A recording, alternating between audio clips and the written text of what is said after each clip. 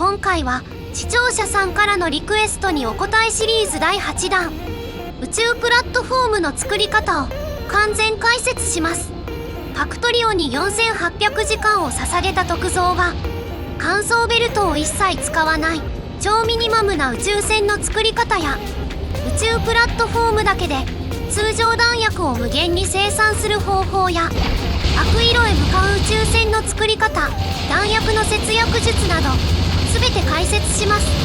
この先攻略に不可欠な情報が行き着く間もないスピードで続きますので、今のうちにチャンネル登録と高評価をお願いします。それでは本編スタートです。チャプター1、インベントリを拡大、カーゴベイを設置。悪性悪色をアンロックするためにはグレバ、フルカヌス、フルゴラの攻略が必要です。ロケットの打ち上げ回数を節約するため、各惑星を攻略している間に宇宙で鉄板を無限に製造できる工場を作っておきます。まずはインベントリを拡大し、電力を確保します。まずは宇宙プラットフォームでカーゴベイを20個、ソーラーパネルを40枚ゴーストで設置します。次に地上のロケットサイロを開き、宇宙プラットフォームからの自動リクエストにチェックを入れると、必要な建設アイテムが自動でロケットサイロに運び込まれます。ただしこの方法だとロケット1回の打ち上げで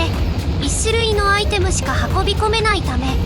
少量多品種のアイテムを運ぶのには不向きです。そこで工場の建設に必要なアステロイド収集機4台、破砕機4台、定数回路3個、算術回路2個、選別回路1個は地上のロケットサイロで1つずつ選択して宇宙プラットフォームに運び込みます。1つずつ建設ロボットでロケットに搭載する方法については別の動画で詳しく解説しています。ぜひ概要欄からご覧ください。カーゴベイを20個設置したことで宇宙プラットフォームのインベントリが拡大され、スロット数は459個になりました。チャプター2、鉄鉱石を永久生産。これでインベントリと電気の確保、そして必要な建設アイテムの準備が整いましたので、鉄鉱石を永久生産する工場を建設していきます。まずは宇宙の資源アステロイドの収集を行います。まずアステロイド収集機とロングアームインサーターをこのように設置します。次に定数回路と算術回路を設置し、レッドケーブルで定数回路と算術回路の出力部分アステロイド収集機をつなぎ、グリーンケーブルで算術回路の入力部分と宇宙プラットフォームを接続します。最後は回路設定です。アステロイド収集機にはフィルターを設定にチェックを入れ、定数回路にはアステロイド3種類を設定した上で鉛筆マークをクリックして倍率を10に変更します。そして算術回路の入力側にはそれぞれ×マイナス1、算術回路の出力側にはそれぞれと指定すれば完成です。この設定により宇宙プラットフォームに貯蔵されるアステロイドの数が10個になるとアステロイド収集が止まります。これでアステロイドで宇宙プラットフォームがいっぱいになってしまうことを防げます。次は集めたアステロイドを破砕して鉄鉱石に変えていきます。まず破砕機を設置し、レシピ設定を金属質アステロイド破砕に変更します。次にロングアームインサーターを4台このように設置すると鉄鉱石の生産が始まります。節電のためエネルギー効率モジュール2を挿入しておきます。エネルギー効率モジュールなどのモジュールは悪色の攻略でも使えるので、自動リクエストを使って宇宙プラットフォームに搬入しました。鉄鉱石の生産量を安定させるためアステロイド収集機を設置し、フィルター設定を金属質アステロイドに変更し、ロングアームインサーターを設置すれば完成です。この2台のアステロイド収集機によってアステロイドの収集範囲が広がり、アステロイドの収集量が少し改善します。最後に工場全体をコピーして H キーで左右反転させて貼り付けると鉄鉱石の生産量が2倍になります。ここまでですでに1100個もの鉄鉱石が生産されていました。チャプター3、鉄板と鋼材を無限生産。鉄鉱石の永久期間ができましたので、これを鉄板に精錬し、さらにこの鉄板を使って悪色攻略で欠かせない鋼材を生産していきます。まず電気炉とロングアームインサーターをゴーストで設置します。次に搬入側のインサーターには鉄鉱石のフィルター設定をした上で、搬出側のインサーターと宇宙プラットフォームをレッドケーブルで接続し、回路設定に鉄板小なり8000と指定します。これで鉄板が8000枚になると生産がストップします。出来上がった鉄板工場を宇宙プラットフォームごとコピーして左右反転させて貼り付け、切り取って場所を移動し、さらにこれをコピーして左右反転させて貼り付け、カーボベイ2つを下側に移動して鉄板工場を丸ごとコピーして上下反転させて貼り付ければ鉄板工場の完成です。鉄鉱石の供給量に間に合っていないので、生産速度モジュール2を電気炉に挿入して生産スピードを上げておきます。これで毎分480枚の鉄板を生産できるようになりました。1時間で約3万枚もの鉄板が生産できる計算です。これだけ生産量が多いと鉄板が余ってしまいます。そのため電気炉とインサーターをシフトキーを押しながらコピーして鉄板と鋼材にパラメーターを変更して貼り付けることで鋼材を生産することにしました。生産量は毎分12個なので1時間で720個の鋼材を生産できます。鋼材は一度のロケット打ち上げで400個しか打ち上げられませんので、このように宇宙プラットフォームでじっくり生産を進めておくとロケット打ち上げ回数を減らせます。ちなみに電気炉は8台しか使いませんが、悪色攻略でも必要ですので自動リクエストで宇宙プラットフォームに搬入しています。チャプター4、インベントリを圧縮。通常弾薬を生産。現時点で鉄板は約3000枚も生産されました。この有り余る鉄板をぎゅっと圧縮して貯蔵するため通常弾薬に作り変えていきます。まず組み立て機3とロングアームインサーターをこのようにゴーストで設置し、レシピ設定を通常弾薬に変更します。次に搬出側のインサーターと宇宙プラットフォームをレッドケーブルで接続し、通常弾薬小なり4000と設定します。生産速度アップのため生産速度モジュールとエネルギー効率モジュールを2枚ずつ挿入しておきます。最後に宇宙プラットフォームごと組み立て機をコピーして H キーで左右反転させて貼り付ければ通常弾薬工場は完成です。通常弾薬は鉄板4枚で1つ作れますので1スロットに鉄板4スロット分、鉄鉱石に換算すれば8スロット分を圧縮して貯蔵できます。しかも通常弾薬はロケット1回の打ち上げで100個しか搭載できませんので、ロケット打ち上げに必要な資源も大幅に削減できます。と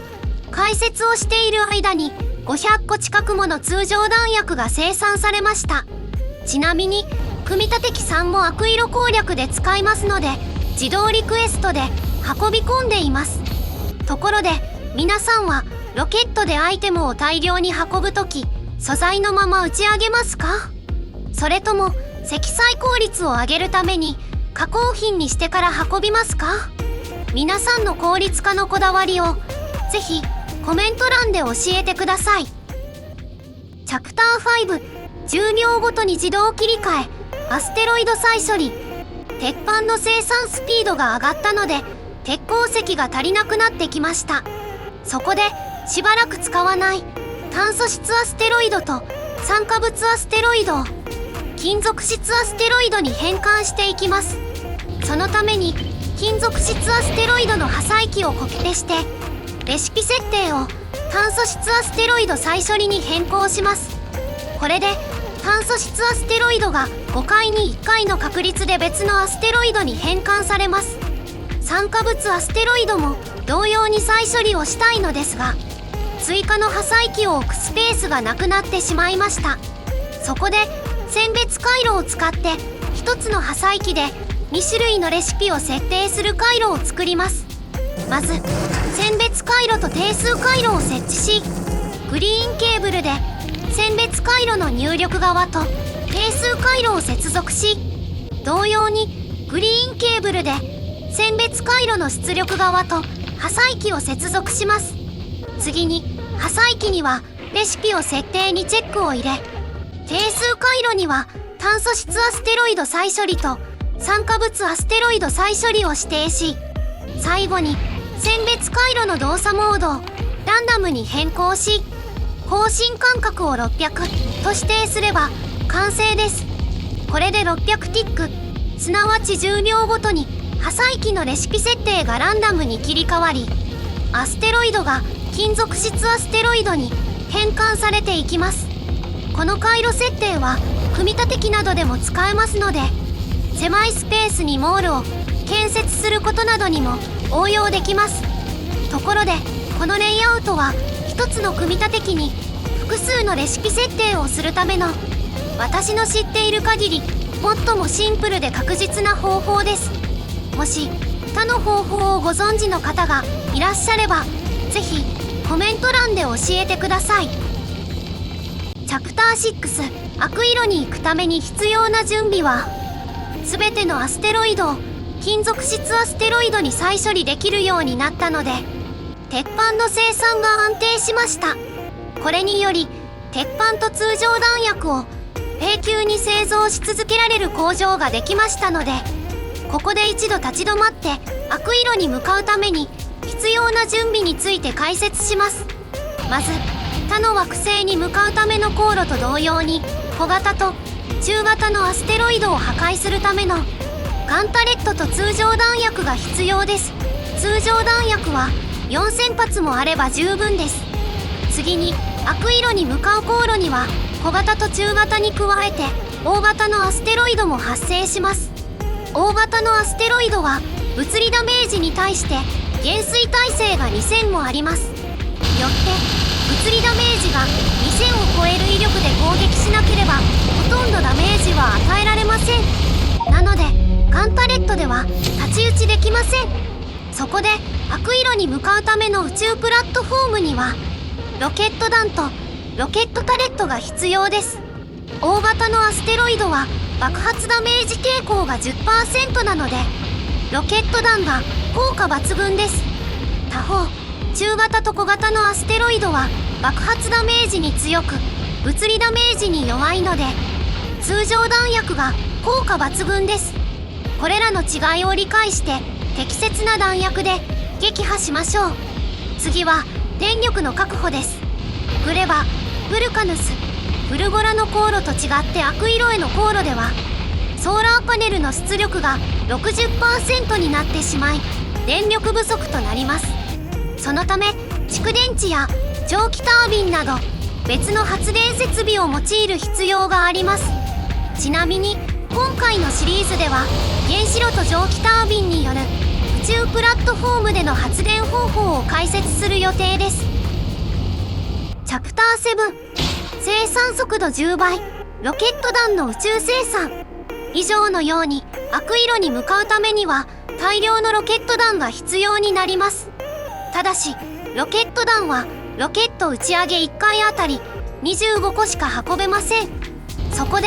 ロケット弾を生産する工場を宇宙プラットフォームに建設します。まず通常弾薬の組み立て機をシフトキーを押しながらコピーしてパラメーターをロケット弾に変更して貼り付けロケット弾工場を作ります。次にロケット弾の生産には爆薬が必要なので宇宙プラットフォームで爆薬をリクエストしてナウビスから運び込みます。爆薬は一度のロケット打ち上げで500個も宇宙プラットフォームに運び込めます。一方ロケット弾にして運び込むと20回もの打ち上げが必要ですので